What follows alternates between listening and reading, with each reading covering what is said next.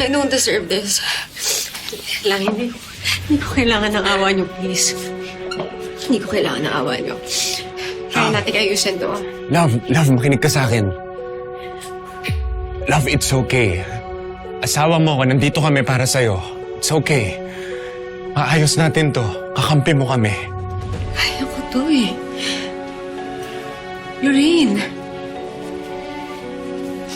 Marco, kaya ko to. Kaya ko to. Kaya ko i-handle to mag-isa, Lorraine. Alam mo, masakit lang. Nadadamay kasi yung anak ko eh, yung mga anak ko. Marco, nakita nila na inaresto nila ako. Nakita nila na tinampot ako ng mga pulis. I should know. I should know dahil nung bata ako, nakita ko yung papa ko na tinampot siya ng mga pulis. Sir, halika, sir. Sandali! Dito ka lang! Ha? Hintayin mo si Daddy, babalik si Daddy para sa'yo! Halika na, sir. Sandali! Teresa, anak! Hindi mo ba anak ko? Love. Love. Di mangyayari sa'yo. Yung nangyari sa papa mo. Makakalaya ka, okay?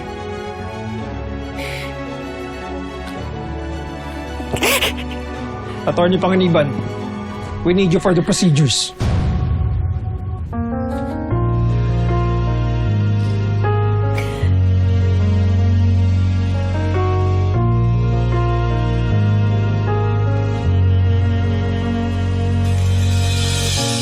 Paano ba sisimulan?